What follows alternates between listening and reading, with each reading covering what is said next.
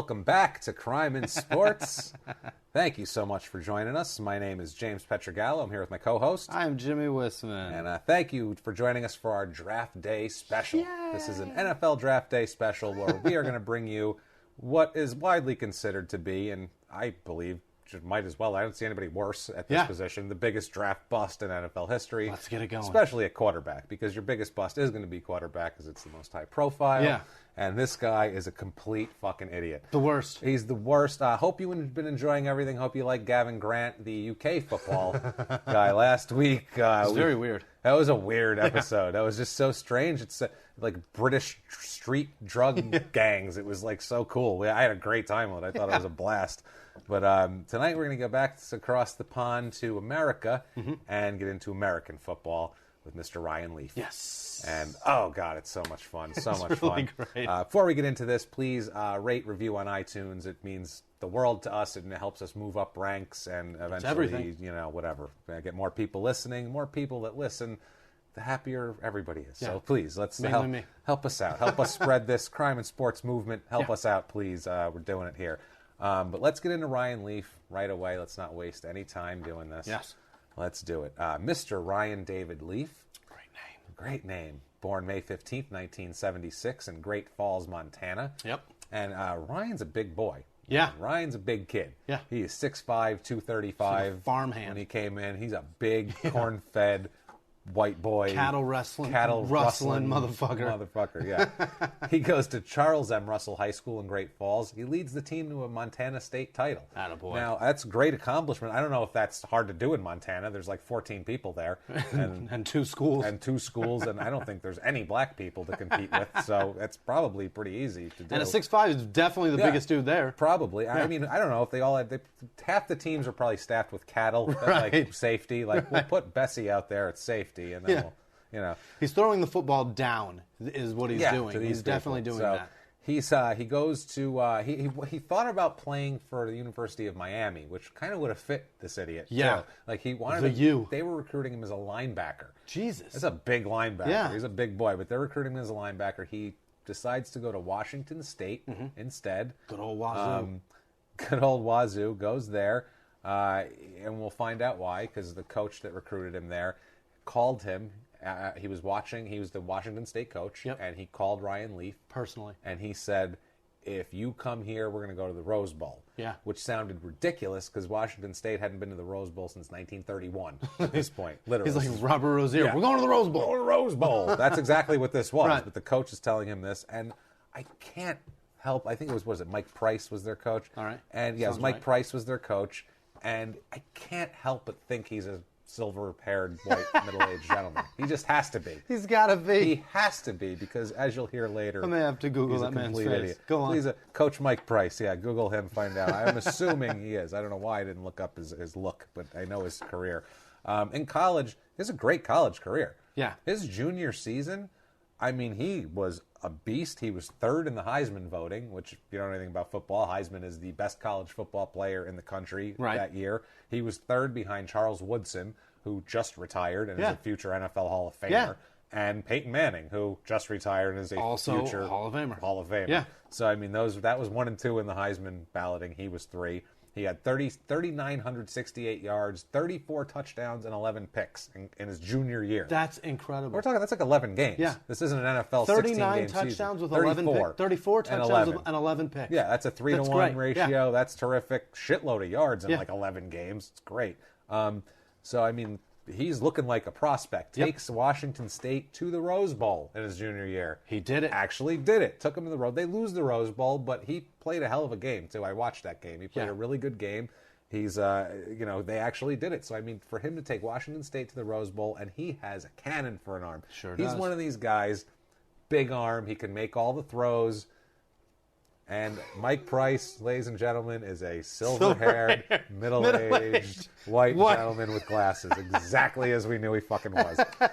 Unbelievable. What a shocker. Weird. There's These guys just fucking say they're always around these scumbags. Anyway, go on. So, yeah, Leaf's got a cannon for an arm. Right. Scouts, they like him. Basically, it's who's going to be the number 1 draft pick. Is it going to be Ryan Leaf or Peyton Manning? Right. That was obviously Rose the big Bowl thing. champion. We all know that. Peyton Manning was the national champ, right? No. He wasn't, but he was Peyton Manning. He didn't win a national championship at Tennessee? Championship. He did not. No shit. That was a big deal there. They ended up winning after he left with a shit quarterback. That's what it is. But not him. So Peyton Manning or Ryan Leaf, as we all know, that were 1 and 2.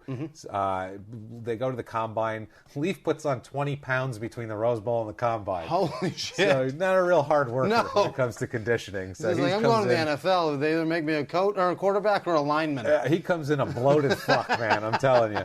So, I mean, and this is you can't doubt his physical skills. Yeah. For the NFL, 6'5", 235 or 255 by the combine, whatever, and a cannon arm. He's a talented athlete. It's a guy you want on your team, but there's some concerns. Pro Football Weekly in 1998 said about him in the negatives department, quote, very self-confident to the point where some people view him as being arrogant and almost obnoxious. Yes. That's what was said about him, and which sometimes you look at a quarterback and that's what Brett Favre had. And you go, that's what Cam Newton is. That's what Dan Marino was. Yeah. You go, all right, but you want a little swagger out of the guy, but not quite to the extent of this level of jerk off. As he's like ultra dabbing. Oh my God, he's a complete fucking idiot. And on the field, he's very emotional and things like that. And Coach Mike Price, our silver-haired gentleman of the week here, it's like we have an athlete, a dipshit of the week, and then we have a silver-haired white guy who helped him get away with shit. Yeah. Who propped him up. Coach Mike Price swears that once you get to know him, Leaf is a great person. If you have to say the words once you get to know him about a person, he's a shitbag. Not a great person right there. But he disagrees. Now, San Diego, the Chargers, they're in the number 3 draft pick position. Gotcha. Colts are at 1. Colts take Manning, as we all know. He plays there. We know Manning's history. San Diego's flip-flops trades to number with 2. Arizona for number 2 to make sure to get Leaf. They can't let him out of his sight. They pick Leaf number 2 overall. They give him his initial deal as the biggest rookie contract in NFL history. He gets $31.25 million over 4 years with $11.25 million guaranteed. That's guaranteed money. Big cash. That's big cash. Who did Arizona pick that year? They picked, who was it? God damn it. I do have, they picked Andre Wadsworth. Andre Wadsworth, who was a total flop, blew out his knee, had the reconstructive, the break from microfracture surgery. Yeah. But other picks they could have had after Leaf in the first round include Charles Woodson, the aforementioned future Hall of Famer, cornerback, who went number 4 to the Raiders. Could have had him with the number 3, didn't have to move. Fred Taylor at number 9, who was a great running back for about 11, 12. Still plays, doesn't he? He was great for, I don't think so, he's a running back, but I think he still plays. I don't think he played for a while, though. He played for like 12, 13 years. Jacksonville picks him. Number 11, Trey Thomas, the longtime offensive tackle for the Eagles. They pick him. 13, Takeo Spikes, the great middle linebacker for Cincinnati. Fucking great player. Number 21 is Randy goddamn Moss with Minnesota. Wow. About the 3rd greatest receiver in the history of the league. Yeah. But you take this dipshit. Fine. Unbelievable. I get it. You want a franchise quarterback. I understand what's going on. But this was not the right guy to take, apparently. Right away, it starts out a little shaky for him. Mm-hmm. He is fined $10,000 for missing day 1 of the rookie symposium. Holy shit. Right away he's an idiot. He missed the actual day that they tell him all the bad shit, too. Not to do. That's maybe what happened to him. Maybe if he was there for that day, they gave him like some notes. He missed orientation. I've heard a story, by the way. It's so funny. I forget who told me it, but he was an NFL player. They bring a woman in that's hot as shit. And she just goes, how many of you, if you met me, would buy me a drink at a bar? And like these 20-year-old kids, 18, 19-year-old kids in the back of the room are like whistling at her and like, I'll buy you a drink right now, bitch, and saying like horrible shit to her. They're idiots. And she lets them all catcall her and holler out all this shit. And then she goes, I have AIDS. And then they're all like, oh no, bitch, I wouldn't buy you shit. I wouldn't buy you nothing. It's too late, motherfucker. Too late. You already have AIDS by this point. My God. It's fucking awesome. So that's what Ryan Leaf missed out on. He missed the AIDS talk. Too bad he missed the pill talk, I think, on day 1. And watch out for How many of you would buy me pills? How many of you would steal pills from me? It would have been better. So Leaf said, after he got drafted, he says, I'm looking forward to a 15-year career in a parade through downtown San Diego. Holy shit. That's his hubris. The day after the draft, he goes to Vegas on the owner's jet. The owner lets him borrow the private jet to go to Vegas. Here you go, jerk off 21-year-old quarterback. Wow. He parties all night long. He has a press conference in the morning that's introducing him as the new San Diego number one, $11.5 million guaranteed dollar quarterback. Yeah. And he shows up red-eyed. You can find the press conference somewhere. He is red-eyed, yawning through the whole thing. Christ. He's just like, he had a rough night. He tied one on, and then he shows up introducing himself to the world, which is awesome.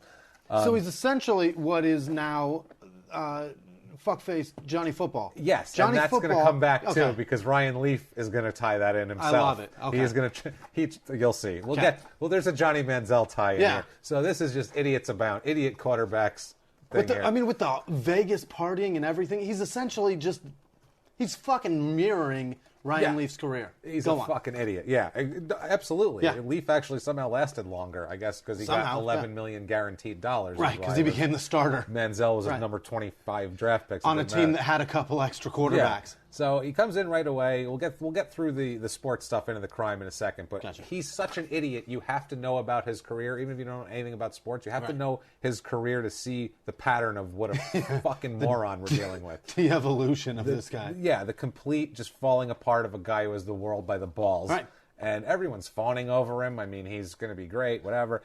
Wins his first 2 games. And now he's sitting pretty. I remember this. He was like, people came were out of the gate. Rookie, number 2 draft pick overall. Manning had a struggling rookie year, if you remember. He had more picks than touchdowns. So, That's true. They were looking like, the first 2 games, they were like, San Diego might have got the better of that deal, Then he just turned to shit after that. Things just, after the first 2 games, that's all he could hold it together for. Completely falls apart. He's doing dumb shit like, during the week, these quarterbacks watch film for like 14 hours a day. That's all they do. He's out like golfing at 3 o'clock on a Wednesday afternoon. You can't do that if you're an NFL quarterback, especially a rookie. Also, the AFC West was fairly competitive at this time, I believe. It was competitive, yeah. With the Chiefs and Raiders were both good. The Broncos were bad at that point. Yeah. I think they had Bubby Brister. That was right after Elway retired, so that was like Bubby the Brian Brister Greasy, Bubby Brister. It was bad times. Awful. Terrible. Mm-hmm.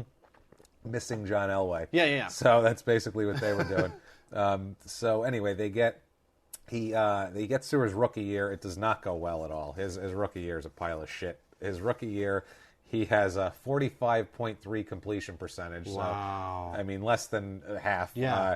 1,289 yards. Here's the stat. 2 touchdowns, 15 picks. Wow.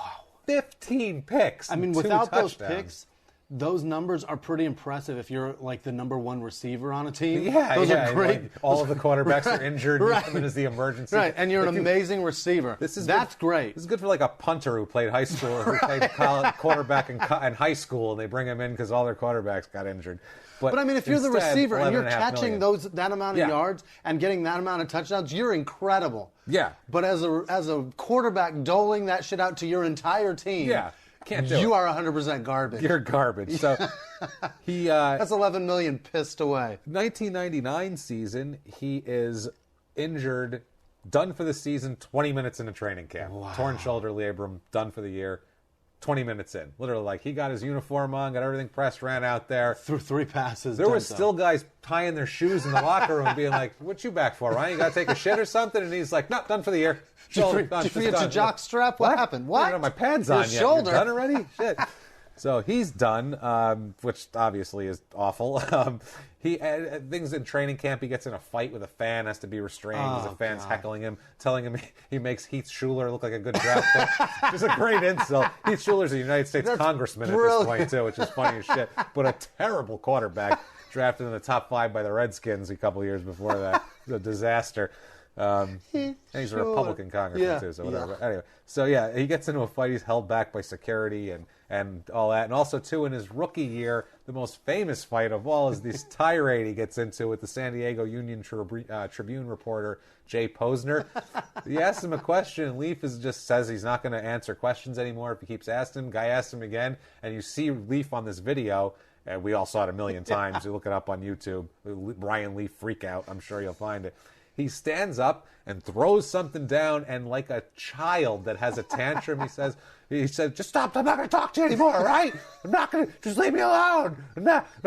He starts freaking out, and this poor guy is sitting on a bench, and Leaf is standing, and he's 6'5", 240, 22-year-old athlete, and this poor bastard sitting there with his notepad in his hand like, this guy's going to kick my ass. A 22-year-old athlete with $11 million in the bank and a fucking career that's already imploding. Oh, my God. At this point. Yeah, because they're asking him about his poor play. That's the point. He's having a shit fit. Junior Seau, as we know, is a Hall of Fame linebacker also who ended dead. up killed himself, shot himself. Junior Seau. He's restraining him on the video, pulling him away, and he's like the team. He's great at restraining people. He's great at restraining lunatics, apparently. That was a huge deal too. That was like amazing. Just leave me alone. In 2000, he has a good final preseason game, throws a game-winning touchdown pass against Arizona, and the cover of SI the next week, Sports Illustrated, was a picture of Ryan Leaf, and it said, "Back from the brink." It was a fluff piece on how he's, going to re-emerge as this amazing quarterback, and that didn't work out. No. He ends up having a god-awful career. He was still on the brink. Another terrible year in 2000, 11 touchdowns, 18 picks. San Diego finally gets shit cans, and they're done with him after 3 years. They're leaving money on the table, they're paying him to leave. Go away. Go away, you're a jerk-off. Causes untold problems. 2001, he marries a San Diego Charger cheerleader named Nicole Lucia. They are separated in 2003. Later divorced, obviously. Clearly, that's not going to work out. His career isn't going to last. How's a marriage? Duh. She's a fucking cheerleader. So he goes and plays with Tampa for training camp of 2001. Is asked to take a pay cut and a demotion to fourth string. Fourth string? Who the fuck keeps four quarterbacks, number one? Fourth string. That's basically the peanut guy. Was that the year they won the Super Bowl? 2001 it was, 2001. 2001 they won the Super Bowl. And who did they win with? Was it Dilfer? They could have been a fourth string. Brad Johnson.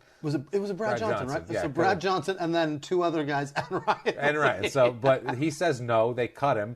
Dallas, of course, the only franchise that picks up jackasses besides the Raiders, but they take it to the next level, Dallas. Greg Hardy, what'd you do, slam a woman's head in the toilet seat? Come on down, buddy. What was the other guy's name? You killed your teammate in a DUI accident? Problem. Come on, stand on the sidelines for the Thanksgiving Day. We'll get into Greg Hardy when we do the Domestic Violence All-Star team, because he's the captain. Domestic Violence All-Star We're doing the Domestic Violence All-Star team. Yeah, that's in the future, guys. It's like one of those summertime when things are real slow. Domestic Violence All-Star team. We'll charge things right up. It's coming, guys. So, he goes to Dallas, has a terrible season there. Shocking, doesn't play that much. 494 yards, 1 touchdown, 3 picks. Pile of shit, basically. 2002 signs with Seattle, but he's released. But he retires before the season starts. They give him a chance. Mike Holmgren gives him a chance. He 2004? retires. 2002. He retires at the end of the season, age 26. That's it. He says, I'm done. 26 years old, he's done. So he has injuries and blah, blah, blah. But Mike Holmgren later says that he said his wrist didn't hurt there in Dallas. Thinks he was just using it as an excuse because he just didn't want to do it anymore, basically. So he's done. Before we get into the crime here, career numbers, 21 games started. Yeesh. $11.5 million. Yeesh. So he's like making half a million a game. Basically, to start. Was 4-17 career as a starter. Wow. 48.4 completion percentage. 14 touchdowns, 36 picks. I feel like I could put ththose exact same numbers up. I'm a 35-year-old, 5'8" man. Yeah, well, I feel like this is if you play like all-pro level on Madden. This is what your numbers are, you know? He has a 50 quarterback rating, and that is dreadful. Career yardage of 36.66. So he had more yardage in his junior year of college than he did his entire career. But he made a lot more money. Yeah. Rodney Harrison, who's a broadcaster now and an NFL player for years. Did he make the Hall of Fame yet? He should if he didn't. Will. He's great. He said, quote, he took the money and ran. Shit, yeah, he did. Personally, I could never rest good at night knowing my career ended like that. Normally, you get back what you put into it. Says a man with Super Bowl rings. Normally, you get back what you put into it, and he pretty much got back what he put into it. $11.5 million in the worst stat line I've ever seen in a quarterback. He got way more back than what he put into it, though. He was pretty good at getting a return. Plenty of dough back. It's like a Ponzi scheme. Yeah, so speaking of that, what does he do next? Speaking of Ponzi schemes, he doesn't do a Ponzi scheme, but he moves back to San Diego to become a financial consultant. What the fuck? Who would consult this guy on what to do with their money? I'd rather give it to Lenny Dykstra. Yeah. Are you fucking kidding me? I'm not doing anything that you do, sir. Holy shit. Yeah. I will invest in Eddie Johnson's fucking VCR pawning business before I will give this guy a dime. I'm going to invest in Ed Hardy stock first. Fucking unbelievable. So apparently that wasn't very successful because in 2004 he decides he's going to go back to school at Washington State, his alma mater. He's a hero there. They love him. Goes back there, graduates with a bachelor's in humanities in 2005. So the humanity. The humanity that's about to come, because then it falls apart. On a side note here, his younger brother Brady is the backup quarterback, and he's a cornerback too at University of Oregon. Today? No, he wasn't. Oh, 2003 through right. 2006. So he's a backup quarterback up there. I didn't either. In 2006, he goes and joins the West Texas A&M University coaching staff, football team, as a voluntary QB's coach. And from his statement, it sounds like basically he's just like, I want to go hang out around college shit. No one will hire me. I like football. No one will hire me. Hey, you mind if I hang around? I once got a paycheck from the NFL. Yeah, does that qualify me? I can give you some pointers on what not to do. Let me show you my Rose Bowl highlights. So he joins them as a QB coach. In 2006, he said, this is when shit falls apart. Yeah. Crime coming right around up the corner. 2006, he says, quote, in their own words, fire it up. Here we go. He says, quote, about a year after retiring from playing, I decided I wanted to go back to college where I had the greatest time of my life and get involved with college football. Yeah, I want to go back and drink beer and then be a jerk-off frat boy. Glory days. Yeah, he's actually going to think he wants to do it, though, for real. He's like, I want to make some kid do an atomic push-up. He's like 30 years old. Right. He's like 30, and he's like, I wanted to go back to college and be a jerk-off. Run around with my balls out and put my ass in a dude's face. He does this. Yeah, that's what I'm sure he did a lot of it. Then we get to November of 2008, where one day out of the blue, he's put on indefinite leave of the coaching staff and then resigns the next day because there's a shitstorm coming. Resigns from here for allegedly asking a player for a pain pill, an injured player for a pain pill for his wrist, which is a big no-no. Right. As a coach, you can't ask one of your college athletes for some of their pain medication. And it's deeper than that, because a lot more comes out. At one point, before this happens, this is the last crest of good time for Ryan Leaf here, and I'm going to give you in their own words about it. He's on the wave right now, and it's about to crush. It's about to crush down. He says, quote, when playing football became a job, it lost all its luster for me. I kind of got out of the spotlight, and life has never been this good. So much for that fucking college was the good times. Enjoy that feeling, Ryan, because it's about to come crashing down real hard, because it's not working out there. He goes to Vancouver, British Columbia, where he becomes a business development manager at a travel company. Oh my God, he's selling fucking timeshares. Packages, he's basically he's a horrible human being. How much is spent on hotels, James? At this point, another timeshare? No more. Oh God, it's terrible. In September 2010, he starts writing a column for CougFan.com, which is the fan site for Washington State Cougar fans. Wrote 9 columns at Washington State. All the fans loved it. Became very popular. So popular that he signs a deal with Crimson Oak Publishing to write 3 memoirs with the theme of hope, possibility, and determination. Okay? Oh, no. But there's a problem there, because before that, there is no hope. He is also, if you want his book, it's called 596 Switch, The Improbable Journey from the Palouse to Pasadena, released in 2011, which is even funnier now, knowing what happened after that. Because that when the book was released, he was just recovering from this little stint with crime that he had here that we're about to talk about, which was just an introduction to his little world. In May of 2009, he's indicted in Texas for burglary and controlled substance possession, At the time, he is in a rehab facility in British Columbia. Apparently, the timeshare business was too much for him, and he couldn't take it. He's in a rehab program. They're whatever. He's indicted there, so he doesn't even know it because he's in a rehab facility in another country. He hears about it. According to him, tries to re-enter the country to go turn himself in Texas. Stopped by customs agents. Yeah. You're wanted in Texas. Yeah. There's a fugitive warrant out for you, which is a big fucking deal. Interpol's looking for you. Yeah, so his lawyer actually fights for and blocks the fugitive warrant, saying he was in rehab. He didn't know about it. This was his first opportunity to re-enter the country and come to Texas. That's what he was doing. Let him turn himself in. That's what he wants to do. That actually works. Yeah. And he's allowed to come in and turn himself into Texas. He can clearly still afford a pretty decent lawyer. He's got a good lawyer. He's got a publicist at this point, too. They say that his publicist had no comment. Still got a little bit of cash. Still got a little cash, yeah.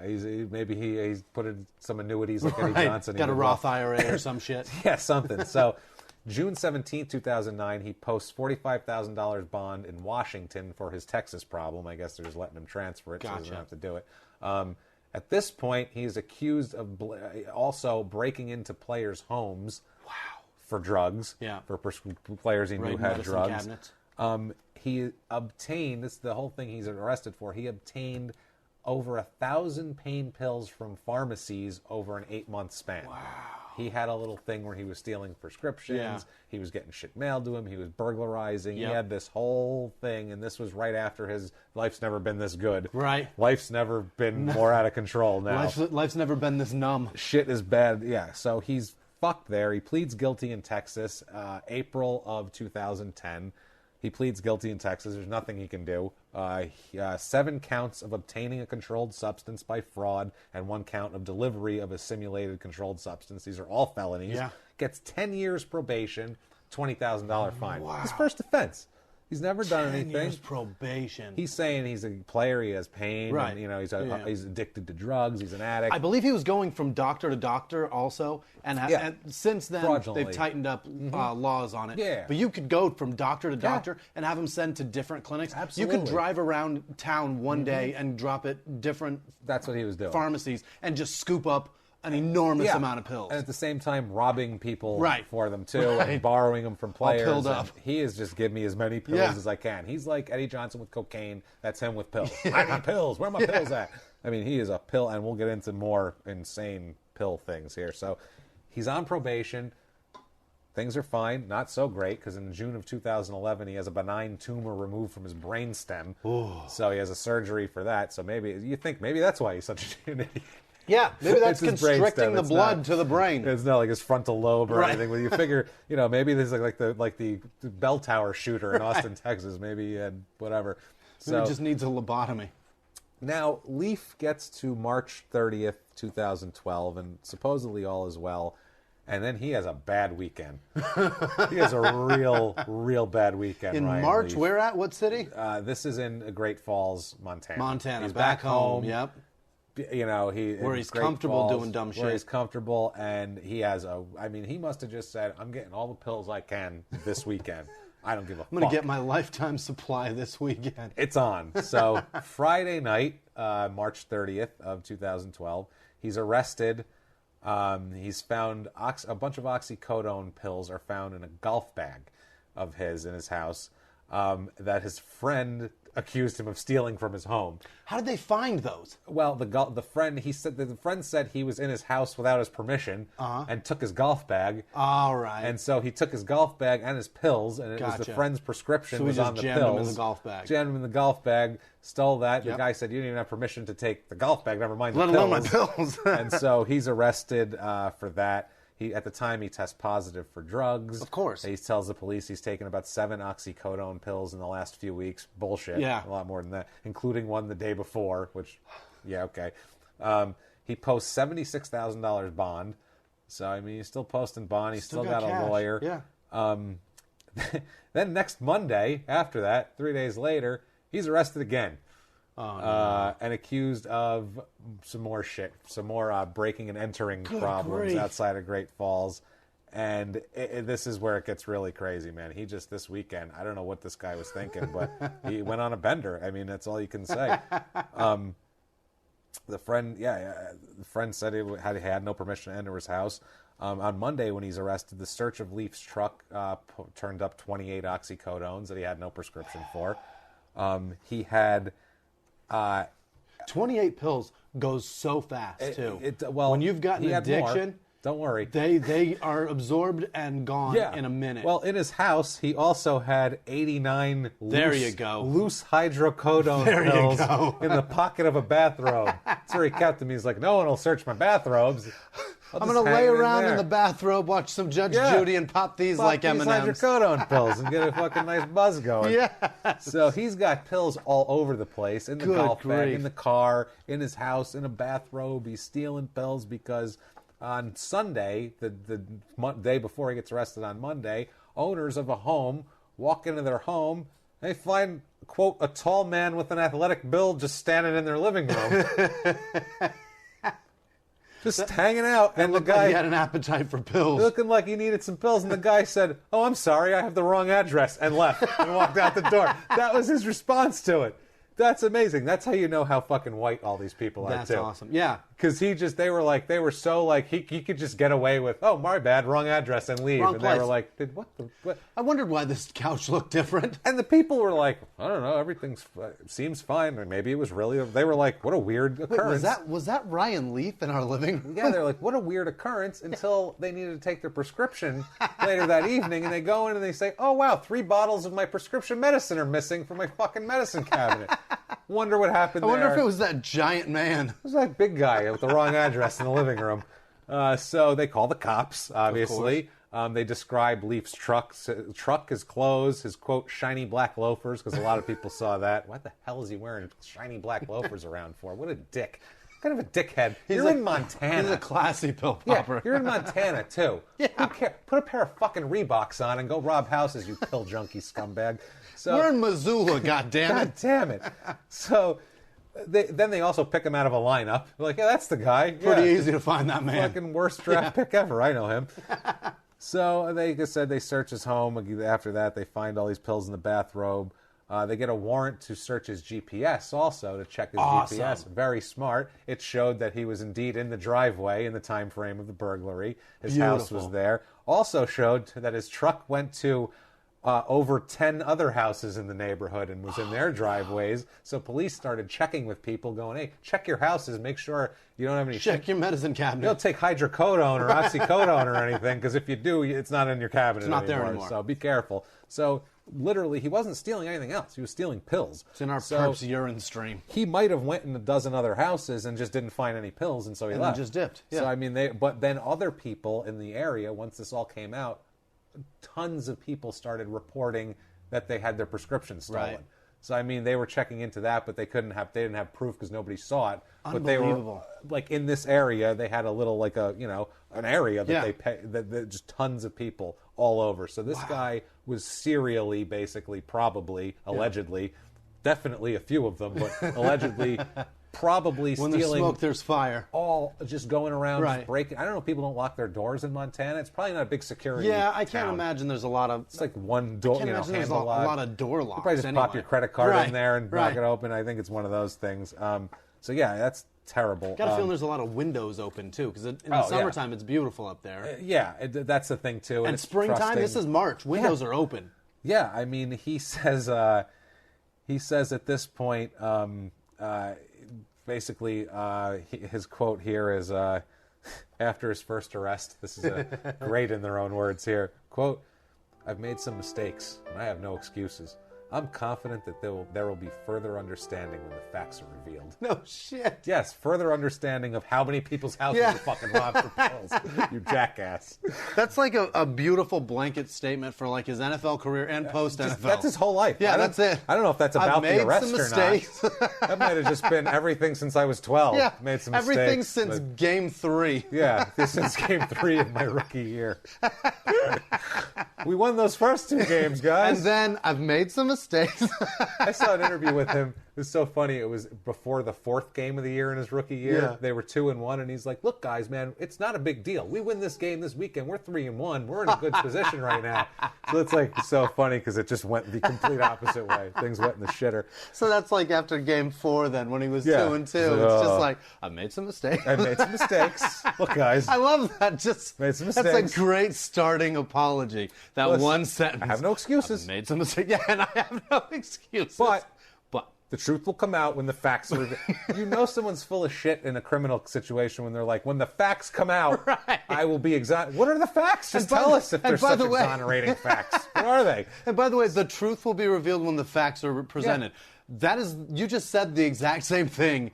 Well, yeah, the truth will be presented. Rather than saying the sentence, the truth will be revealed when the facts are presented, use that time to just tell us the fucking facts that reveal the truth. You Stop fucking wasting your breath, you fuck. So at this you point, just said you've made some mistakes. You just apologized for the truth, by the way. You idiot.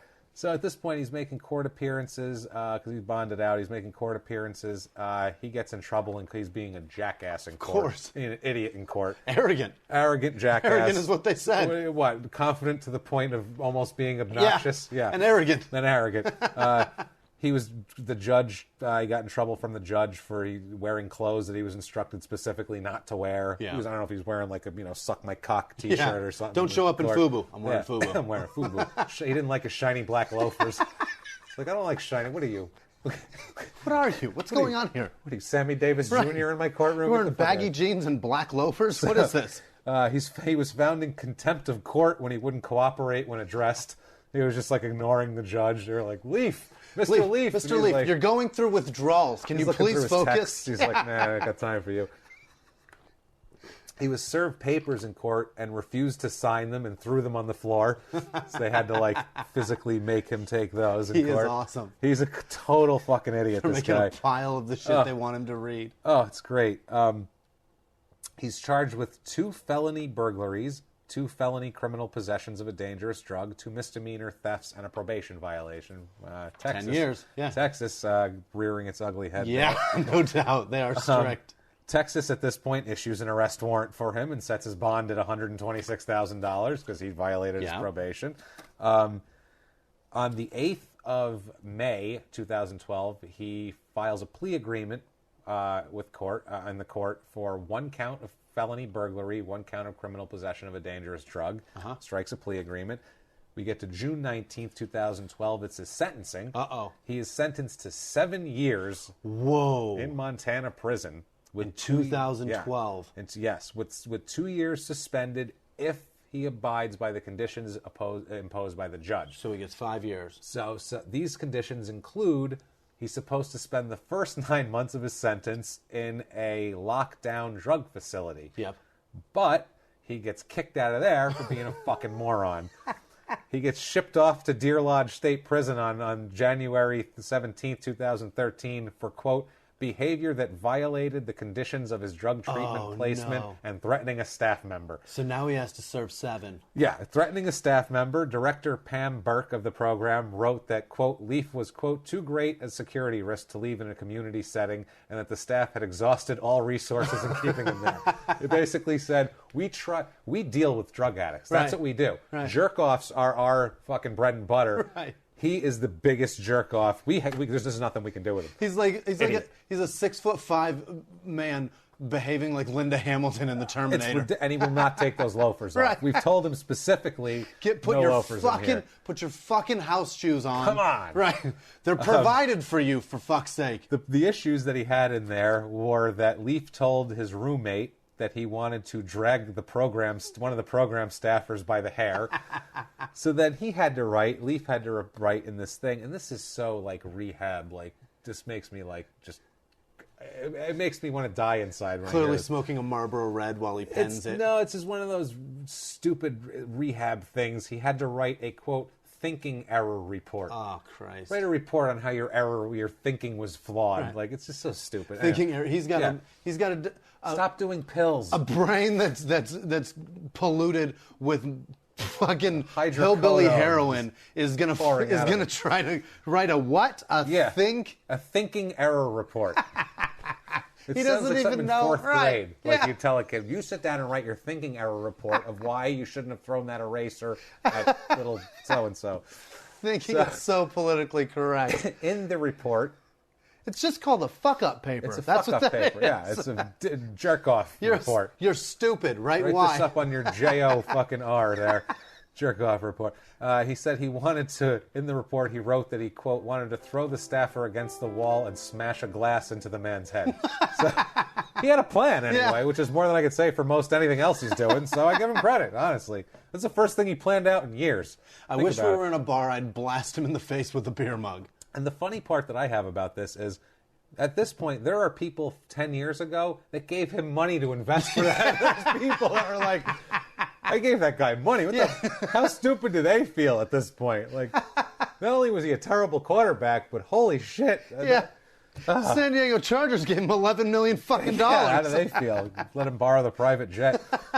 Jesus Christ. He's going to go to Vegas and be an idiot.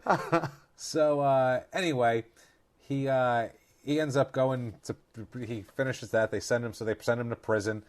In prison, he's talking about drugs in jail, obviously. Of course. And he says, he can't wait to get out. I think this is great, too.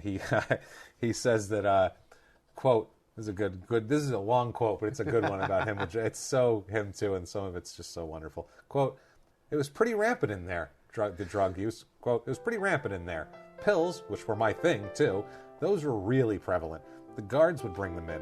I was always worried. It was my biggest worry that they would just toss them in my cell one day and plant stuff on me and I get stuck in jail longer and longer. You always need to toe the line with them. One of my friends told me, if you ever want to see the worst people in the world, go to a prison at shift change. That was the running joke there. That's his fear. That's his, I figured that's him, inoculating himself for when they find shit in the cell. I'm so scared they're just going to plant it on me. What? What is that? I don't do that. I was in rehab. I'm so scared they're going to plant it on me. Where we found these pills in your cell. I told you they'd plant it on me. I told you they were going to plant it on me. Complete jerk off. So after a couple of years, he's actually paroled. But May of 2014, he is put in the Crossroads Correctional Facility in Montana, which is like a rehab type place. That's a popular one, isn't it? Crossroads? I don't think it's that. No? That Crossroads. No, okay. No. I think this is just a shitty correctional facility that they named, ironically, Crossroads when no one's crossing any road except Ryan Leaf. Yeah, except Ryan Leaf to get to another neighbor's house to rob with his shiny black Michael Jackson patent leather platform shoes shining in the sun. With his knockoff Bruno Malleys. In the Montana sun. That's all he had left from his playing day, a real nice pair of shiny shoes, and god damn it, he was going to sport them. The house was gone, the cars were gone. Yeah. These shoes are $11 million shoes. $11 million. What do you get for $11 million? Look at these loafers. That's what you get, pal. And a nasty pill habit. An arrogant attitude. A really arrogant dipshit attitude. I can still wing that ball. He is. That's where he's going to serve the remainder of his sentence. They're kind of transitioning him in because who knows if he's been doing pills in jail. Right. They don't know, so they bring him in there to go out.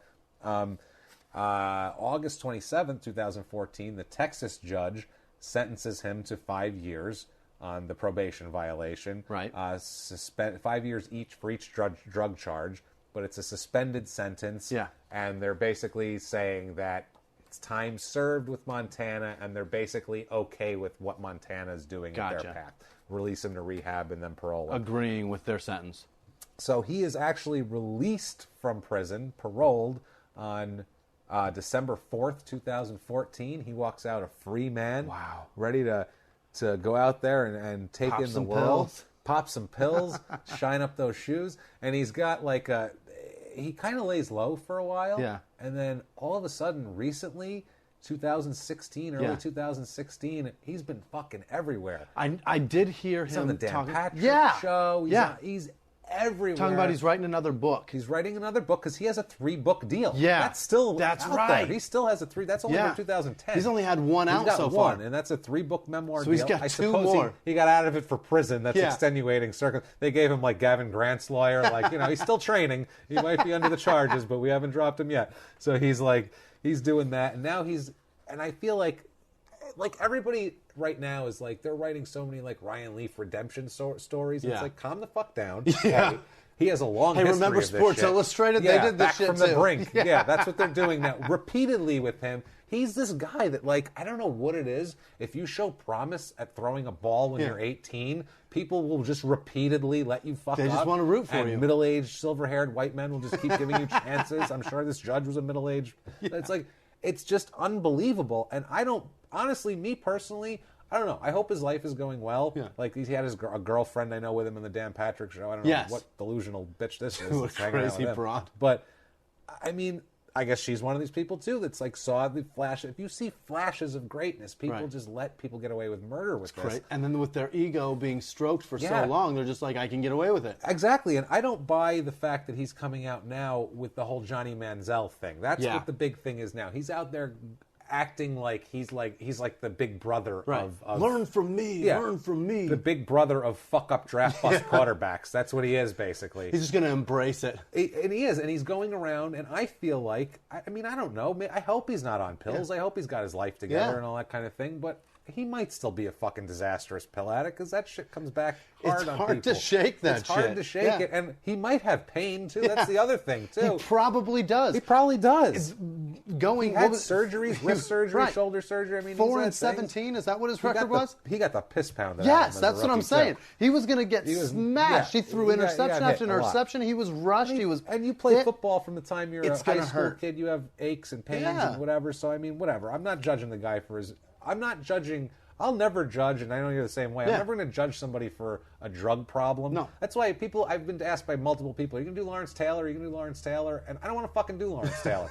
It's just drugs. For reason number one, he's my favorite athlete of all time, and I could not be unbiased and fair to the audience. It's hookers and blow. It's the dream. The man had the dream. But the drug thing was 98% of it. Darryl Strawberry. I'm not going to do Darryl Strawberry because it's all drug addiction. Drugs. But this Doc Gooden's this the same guy way. was a special kind of an asshole is why we're doing this, because those guys weren't breaking into people's houses and burglarizing. This is a different thing. And he fucking blew it. Yeah. Those guys actually fulfilled their promise. They did what they were supposed to do. Yeah. Lawrence Taylor's the greatest defensive player in the history of football. If you don't think so, eat a dick.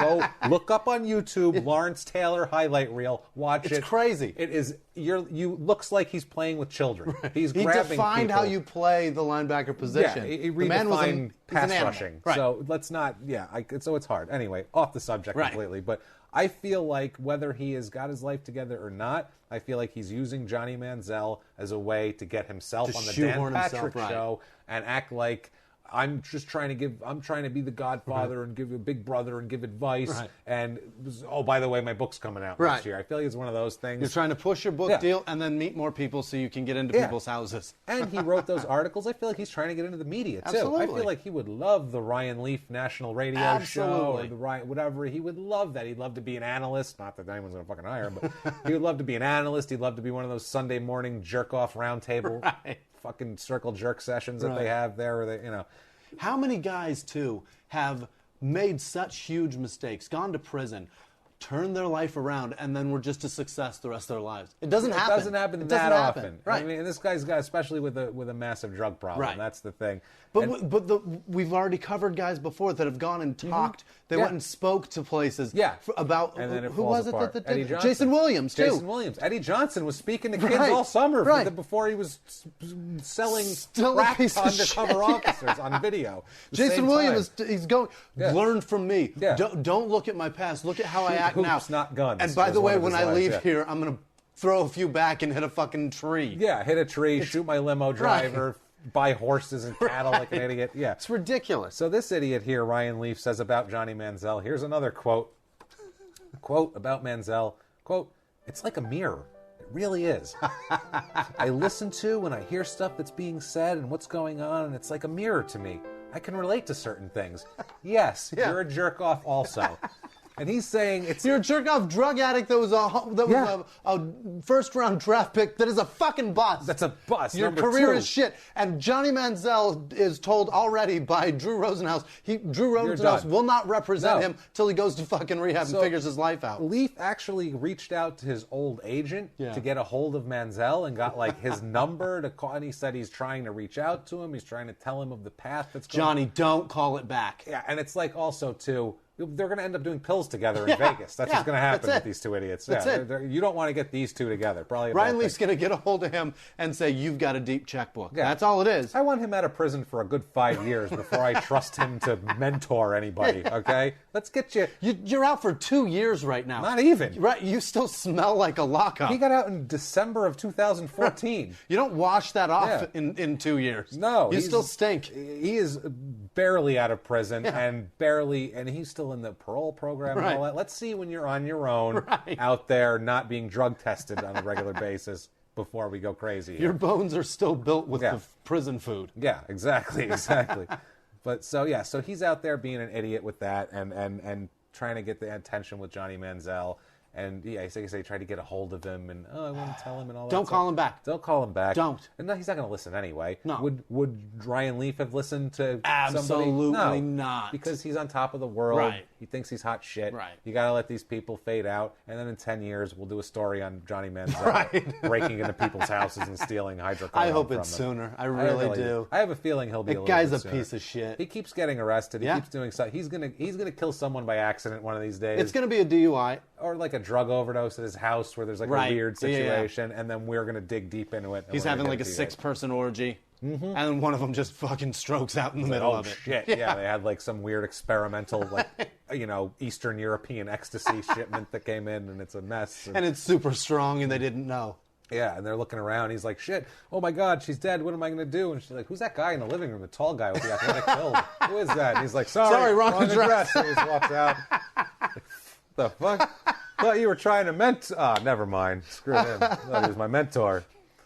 So, yeah, guys, that's Ryan Leaf. Right now, you can catch him, like I said, makes tons of media appearances. If you look up Ryan Leaf, like 2016, it's just all radio, national, Dan Patrick interviews. Find the YouTube of him freaking out. That's the best one. Find the YouTube. Anyway. We'll put it on our social media when we release this. We'll release it. We'll release the pictures and all that, and then later on in the day, we'll also tweet out the video of him freaking out, going, leave me alone, right? Leave me alone.